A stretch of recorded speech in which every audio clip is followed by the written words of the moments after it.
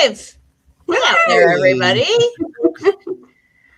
This is for those of you that are used to seeing me stream live, because I do it every week. This is a little bit of a different animal because I'm welcomed by two new friends, Amanda Slade and Dave Moravik, who are fellow authors with me, and we're part of a little Kindle. Should we just call it the Kindle flash sale? We're part of a flash sale together, hosted by Robbie Samuels. And it's always, we were talking about this before we came on, how fun it is to get to meet kind of other authors through these different things. And so it's fun to get together and kind of chat. And so tune in for the next little bit while we all talk about our books and what it's like to be authors. And Dave and Amanda, why don't you two have at it and tell everybody out there a little bit about your books, and then I'll bring up the rear. Yeah, if we were doing this at Christmas time, we would have the Chris Kindle market. I need to brand that's my sense of humor, obviously. I'm originally from Chicago, and Echoes Across the Tracks came to me as a kind of a travel log experience. I had a bad travel experience, lots of them over the years, but I was just ruminating about it, and I started writing some notes. This is Thanksgiving of 2023. And 9 days later, I had a manuscript, 17 chapters. I mean, it really took 9 days to write Echoes Across the Tracks. And Charlie is the main character. He's heading to the airport in New Orleans, and his flight gets canceled. And what do all of us do? We rebook a flight, right? In this case, his cab driver, who has a story of his own, his name is Ora. Ora has a story from Uganda he's lived through, and he suggests that Charlie takes the train instead. And what it does is it starts a journey for 30 hours on the train where he can interact with all sorts of people getting on and off the train. And today we're not as present as we used to be. We're on our devices. We're busy with family, all that other stuff. And Charlie takes the time to interact with and get to know the people that are on the train, just like we're doing here. We get an opportunity to do that, or we choose not to. I had two travel experiences yesterday coming back from Denver. My first flight to Nashville, very interactive with the person who was sitting with us on the flight. She was engaged. She talked about we talked about our book, and I gave her a copy of the book. We smiled. I got to know each other about her travel experience. And then the second flight from Nashville to Cincinnati, the guy sitting next to me has his earbuds in, has his phone on, has his video, and it didn't want to interact at all. And that's fine. But was the first experience better than the second? Absolutely. For you, it certainly was. So I am and Dave, you might be very similar, it seems, a super extrovert. And so it's very hard for me to sit next to someone who has is basically like non-existent, because it's like, hey, aren't you going to talk to me? I want to knock on their earbuds and just say, hey, it was only an hour flight and not a big deal. He was obviously engrossed in the video, but the idea of Echoes Across the Tracks isn't a prescribed how to interact with people. It's storytelling, and it's intended for the audience who's on a flight or on a train and wants to engage along the way. So my hope is that people find it fun. It's not a typical business book, although the subtitle is Life Lessons Through Unexpected Connections. And Charlie's a business consultant, so there's some business stuff wrapped in. You never know who you're going to meet.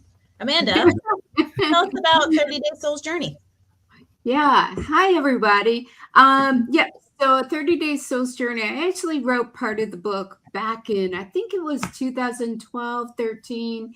I've been in the personal development, spirituality, energetic healing field for over 25 years. And so this book actually took me on a journey itself. I thought, okay, I got pretty much most of it written. But when I sat down to really put the book together, because it was time to get it out in a book, I had it as a program. And so the 30 Day Soul's Journey is about taking you on a journey with your soul. So, Dave was talking about connecting with other people, right? Which also connects you with yourself when you do that. But this journey is about connecting with you and connecting with you, the pure essence of you, your soul's essence, and finding out what really is your soul line path and purpose. And the journey takes you through 30 days. What I thought were going to be little quick meditations when I first wrote it back in 2012 ended up being these mini lessons. And it takes you through 4 phases: transformation, alignment, manifestation, and expansion. And you utilize the Diamond Co-Creative System, which is part of the book. And the Diamond Co-Creative System is an energetic healing and transformation modality, which has what we call Diamond Co-Creation codes within it. It's all based on sacred geometry. So it brings in science, and it also brings in the spiritual aspect of who we are and of life. So it combines that. So you pick a code a day. You read the little mini lesson, you do a meditation, you connect with yourself, and you see what bubbles up. And you do create an intention at the beginning of the 30-day soul's journey by using the universal manifestation template within the book. And what happens is so much happens, much more than what people think is going to happen. So they'll set an intention, and whether it's for life, for relationships, money, business, health, and then so much more comes forth than, again, what they thought was maybe going to happen for them. But it takes them on that journey so they get to what is the highest and fullest potential for themselves. So it's a fun thing to do. And it becomes a practical tool that you can use in everyday life.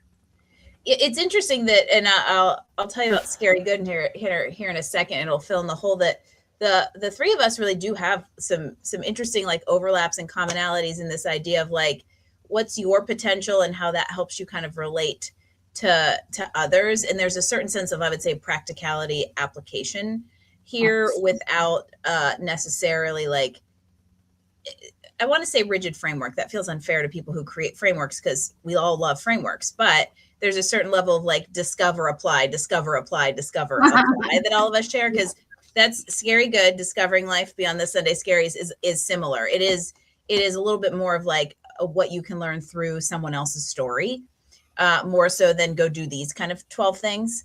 And it's basically my journey into what I feel is, my purpose and my level of satisfaction that I aspired to, and all of the good, the bad, the ugly that came along the way, and what you can learn from it. And it's interesting because it's also a book that I worked on for a little while, but came quickly once it stuck. So like Dave, when you were like, yeah, I wrote this book in like 9 days, in a way, it took a little longer than that, but it's a compilation of things I had been writing and putting out for like 5 years. And then all of a sudden you're like, oh, there's a whole bunch of themes there that mean something. And look how perfectly that weaves into this chronology. And now I can take this memoir about somebody no one knows about, me, and make it appealing to other people and applicable to other people. What I enjoyed, Angie, in reading your book, and Amanda, I haven't read your book yet, but in reading your book, the Scary Sundays theme throughout, it just kind of dangled out there for the individual to start thinking about, how does Sunday feel to me? Do I really want to go back to work? How was that weekend? And how do I change that going forward? And yet you don't use that in every sentence or throughout every paragraph. It's just kind of woven in between, and it's really, really well done. Yeah, and I would say that my goal for the book, and maybe this is something we can all share since there's such a theme here. But for me, the goal of my book, I think, was twofold.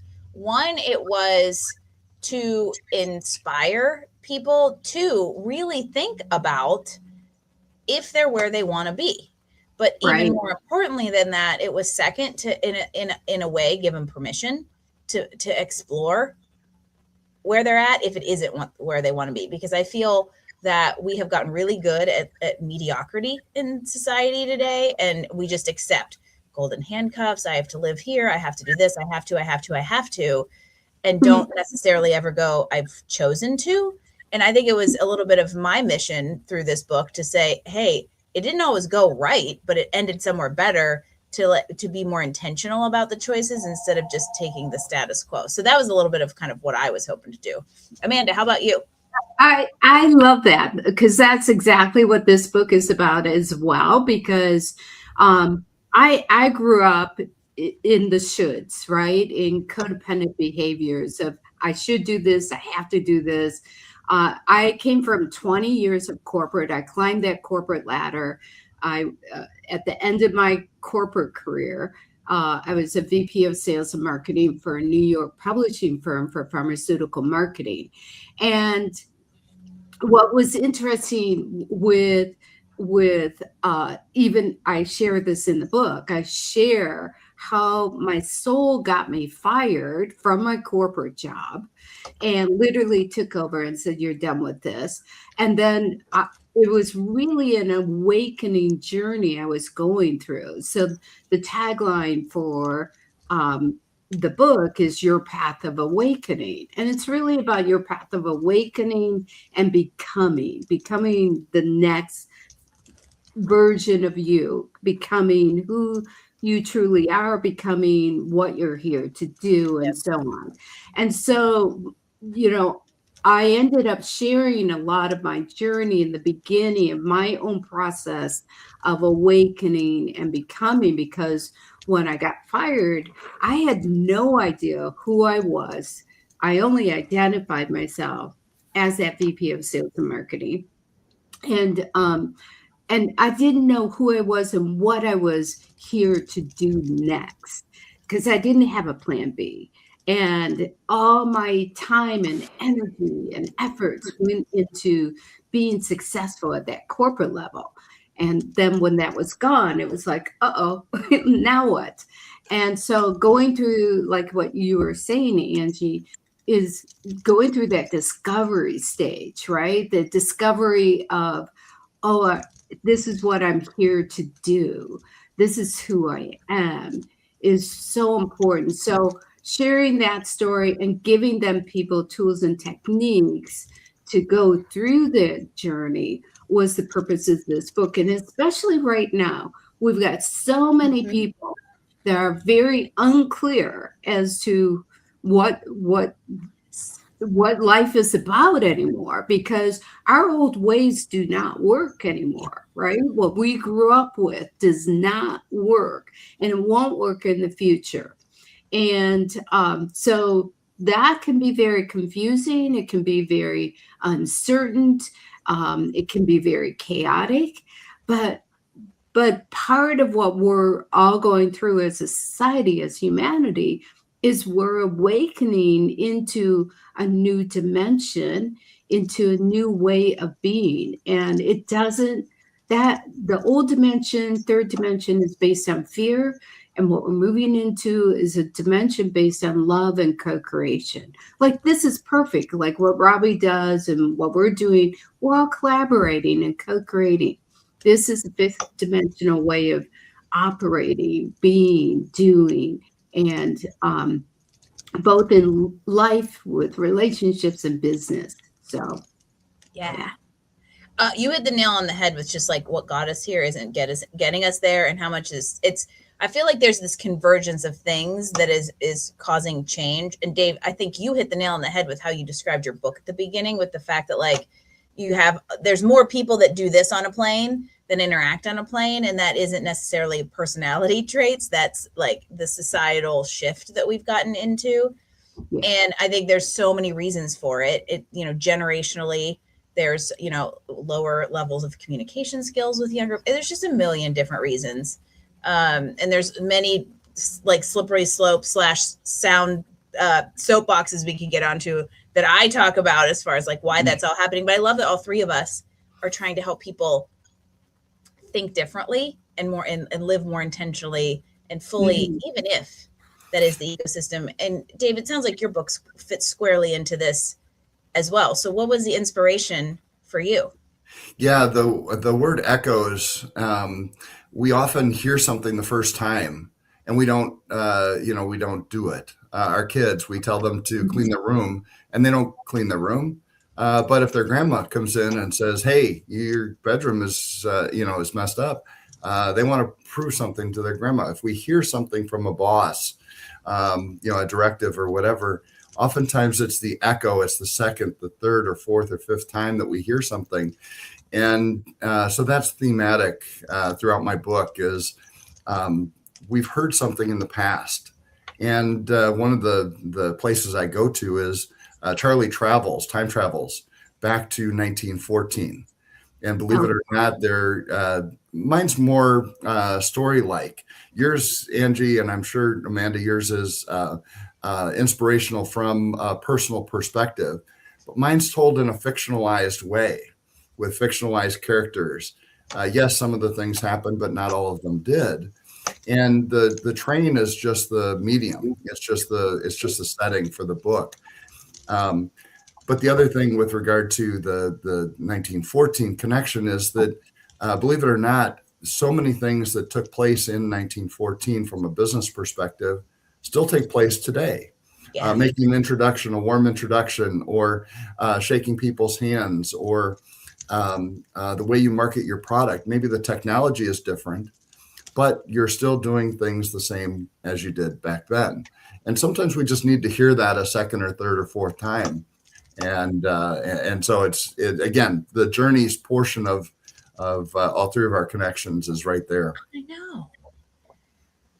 It's funny to me that where you just left us off, because I feel that no matter how much technology we bring in, how much loneliness we see, all of these ways we have to disconnect, at the heart, people still like need and want people and crave connection. And I'll take an observation / give all three of us a little credit for, I feel like we're doing our small part to help people come back to both themselves and each other at a time when it's really needed. And that gap is just becoming bigger as far as what I've seen. Yeah. One of the things that I've said to people, it used to be, I'll have my people call your people and they can do lunch. Well, now we can have our AI twin call your AI twin and they can do lunch. We want to use the technology. We want to be able to embrace. I mean, back in the day, Amanda, you're old enough to remember.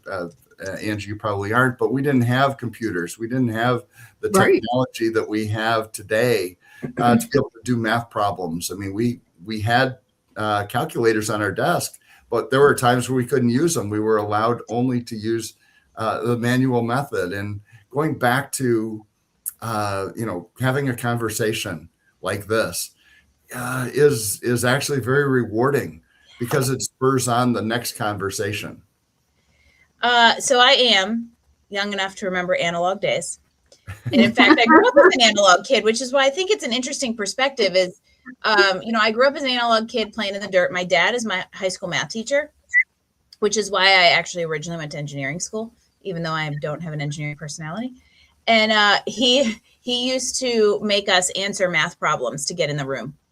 And we had to be able to like answer a trig function in order to get into the room. And we were not allowed to use calculators on tests and all those kinds of things. So I remember that, right? So analog kid. And then I entered the working world at the digital revolution when just the internet and technology in general were starting to change the workforce. And now I'm mid-career, like mid-business, mid-life, whatever you want to call it, adapting to AI. And there's so many similarities I see to what it's a cycle. Right? These big societal changes create the same fears, create the similar challenges, similar psychologies as they did when the car came on the scenes back in the early 1900s, when we saw technology come in the early aughts. Kind of the same thing we're seeing now. The one thing I think that's a little different is the scale at which, for instance, AI is going to change things, but the psychology is the same. And so we have so much to learn if we just like look back and remember kind of how that felt. Yeah. And, I think, people talk about AI and being afraid of it and it's taking over and all of that. There is definitely a place for AI. And it is about personalizing it. Like if you're going to use it in business, make sure it's using your voice. So you're connecting with people through your voice, and use AI as a tool, not as your function or as your voice. And so I even call my AI, I call him Jack, and Jack and I sometimes we have fights, yeah. And I'm like, what the hell? Excuse my French, but what are you doing? Are you not listening? I said this. And it gets it, he gets it. So sometimes we have love fast and sometimes we don't. Yeah. But that's how, if you think about life and think about your relationships with people and the connections with people, sometimes it works, sometimes it doesn't. But the key is, if you know who you are, you can stand in your own sovereignty, in your own energetic integrity, your own emotional integrity, rather than put that out on other people. And then rather than have that wall up in front of our hearts, you can let the wall down because you stand in you. And when you stand in you, now it's really fun to connect with others, right? And you're not worried about what they think. Do they think you're weird? Let me tell you, we're all weird. Yeah, but I'm the woo girl, right? I'm the woo girl, bringing it into practical. And I was told, even in the beginning of this part of my career, because this has been 25 years, I was told, don't talk about your spirituality and your woo. I'm like, but that is what makes me unique, and it's what the part that I bring to people. So you don't want me to talk about it? No, because it's weird. I'm the weirdo. Thank you.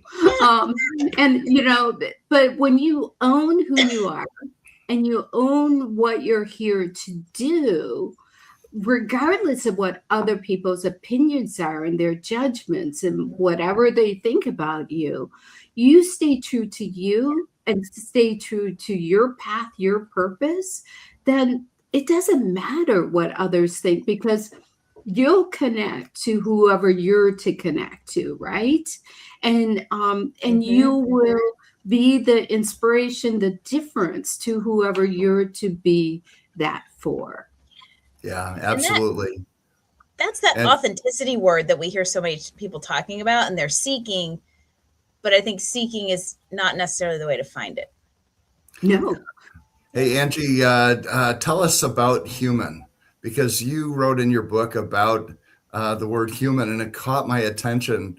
You made shirts with human. Yeah, I should be wearing one right now. I should have thought about that. Tell the audience about human.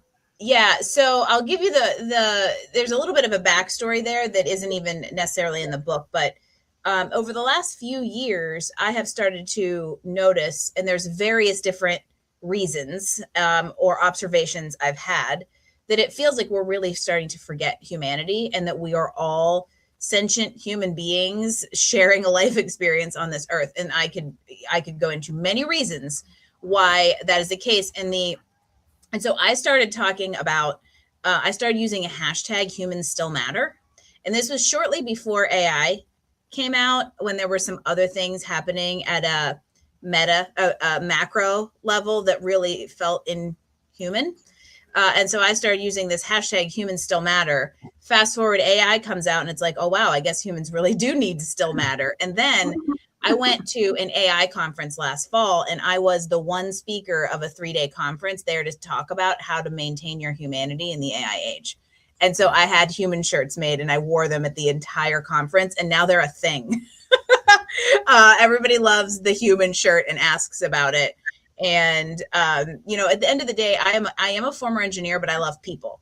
And so I really enjoy thinking about the unique, unpredictable, fascinating system that is a human being, especially with the complexities of society today. And so, yeah, basically my brand has become Angie Wears a Human shirt, representative of engineering human potential and doing exactly what Amanda just said, which is knowing who you are as a human and being okay showing up in the world that way, no matter what is happening.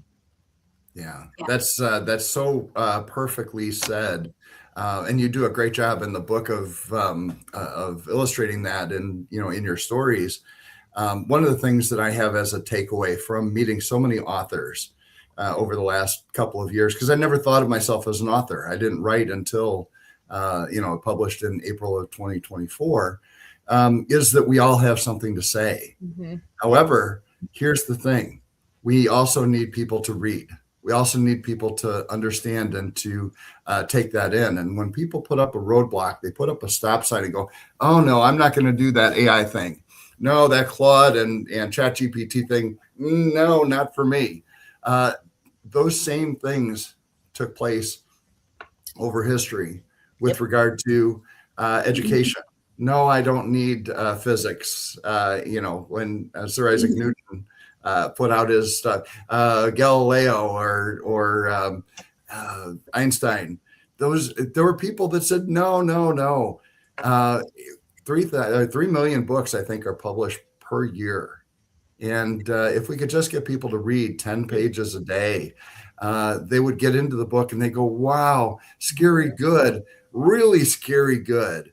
Or maybe I could take a journey for 30 days and take a look at my inner self and maybe find something different. Or maybe I could take a ride on the train with Charlie for a few pages. And so my encouragement to people is to pick up a book. Continue your online learning, listen to a podcast or read a blog and take in some knowledge. You'll be better for it, and interact with people like this. Angie, you and Amanda have been amazing to get to know here over even just a few minutes. I know this has been fun. And who is it? Isn't there a famous quote that's like, everything I learned in a book?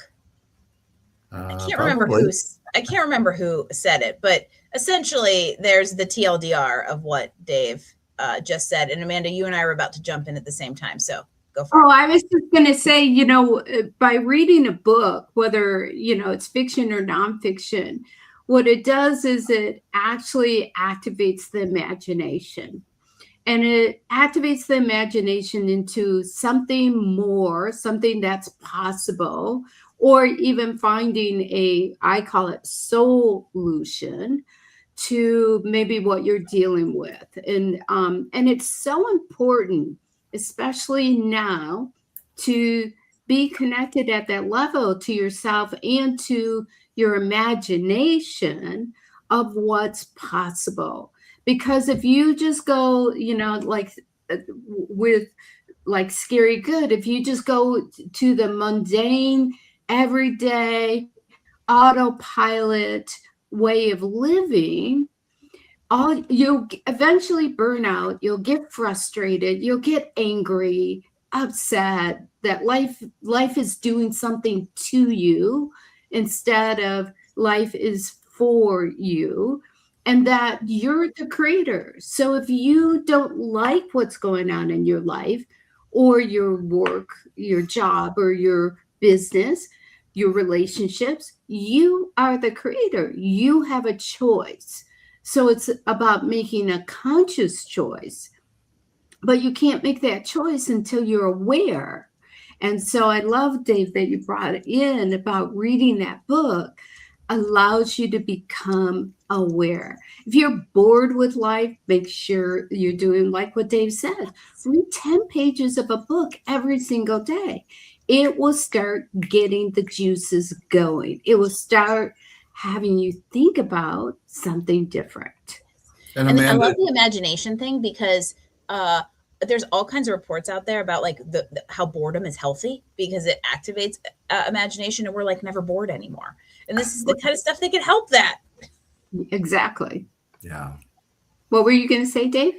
Oh, I was going to say that the idea of reinventing yourself didn't exist back in the day. You were with the company for 40 years, you retired, you got a pension, and that's what you saw in your grandparents or your great-grandparents. I saw it in my parents. My stepdad worked for Chrysler for, I think, 40 years. Yeah. My aunt worked for Mr. William Clay Ford at Detroit Lions and Ford Motor for 30 years. They retired in that, you know. So what I did, definitely, I was the black sheep of the family because I changed careers, right? And then I changed it into something really strange because when I did that, you know, back in 2000, there weren't coaches, there weren't energy healers. You know, that wasn't a norm. That wasn't something that was out there. So, and here or spiritual mentors back then. That wasn't back then. And I sat down with my stepdad at a Starbucks in Detroit and said, hey, mark my words, in 10 years, and this was back in 2002, life coaches, energetic healing, spirituality is going to be part of the norm. People are going to need it.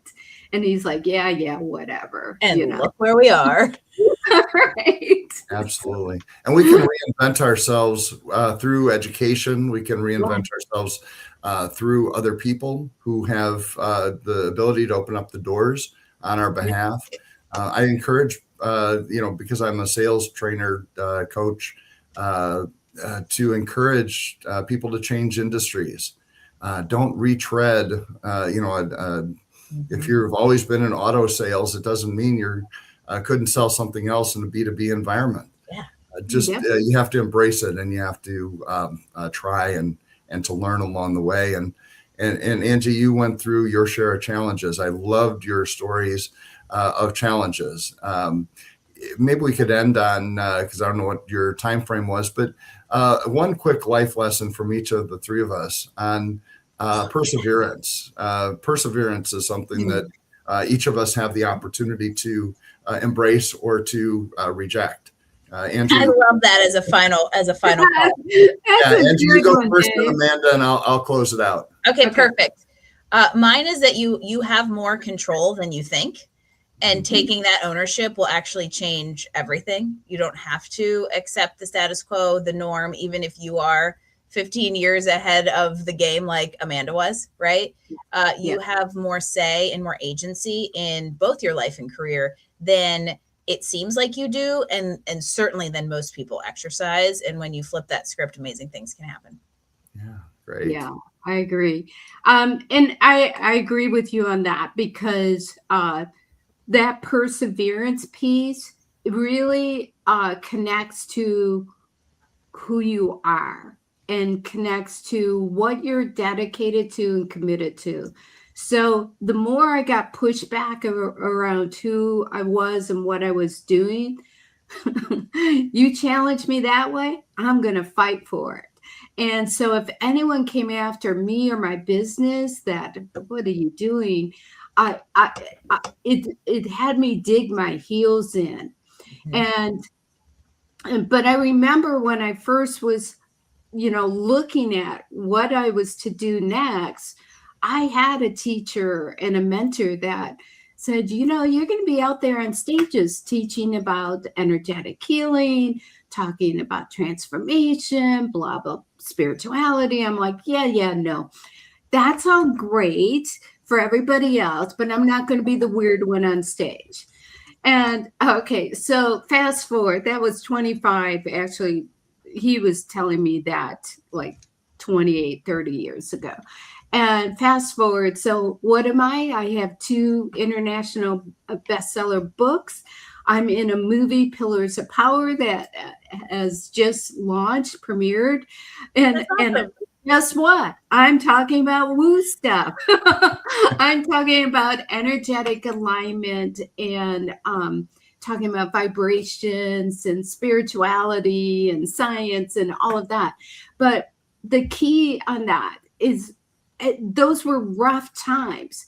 But if you just really connect to who you are, what you're here to do, and be committed no matter what anyone says or does, then that perseverance will get you to the other side. I just turned 70 years old, and I'm in the height of my career at this point. And probably even more. I don't even know, but I'm committed to keep on doing it because this is what I'm here to do. And I don't feel my age at all. And I'm flourishing because of that perseverance.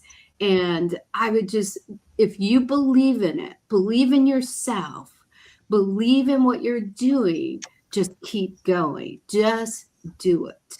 And the reward. And it's never too late. It's never too late. I mean, I'm 63, going to be 64, and I'm a first-time author. I tell people that all the time. Yeah. Take a risk. Take a step forward, and if you do make a mistake along the way, because we're all going to make them, you'll learn from it. If you fall down, you'll always get up a little bit ahead of where you were. And I think that's the thing that young people today, they're sometimes risk averse. They want to take all the steps necessary before you got to act. And the fact that if you have a book, I talk to, and you guys probably have seen this too, when you talk to people about being an author, I'd really like to write a book, or I have this book idea. Well, get out and do it. Write that book, set the time, make your priorities, get off the doom scrolling, and go do it. Make a mistake along the way, and that adversity, you're going to have people around you and things around you to help you get through those challenging times, and they're not going to be forever. So this has been great. This is awesome. Yeah, and challenges are always about learning. Making a mistake, failing is always about learning and picking yourself back up and growing through that and taking that knowledge, creating the wisdom through it, right? And then you have that discernment of what to do next or what not to do. So be good with making a mistake or failing. I mean, we have millionaires, billionaires that have failed over and over again, and they pick themselves up. Yeah. The biggest muscle that we can have is picking yourself back up and going, okay, thank you, dusting yourself off and moving forward. And like you said, Dave, just do it. Just take that step forward. Fail is a 4-letter word. That's what I like to say. And ultimately, at the end of the day, you aren't going to fail. You learn and you take that forward, and you're more informed next time. And if all of you need a little courage to do that, we have 3 books that can help you out. So we all have links. Find us on LinkedIn or wherever you're watching. We all have links to a Kindle flash sale where all of the books are either 99 cents or $1.99. So you can literally learn everything you need to learn this month for less than your Starbucks cup of coffee. Yes. There you go. And support awesome people like Amanda Davis. There's also that. So thank you. Thanks for spending some time with me this morning. This was fun. Great to spend time with both of you. I know. I'm going to sign us off. All of you out there, reach out if any of us can help you. And don't forget, there is a pretty exciting life ahead of it. If you take control, persevere, and don't fear the failure. Yep. Bye, everybody. Good job.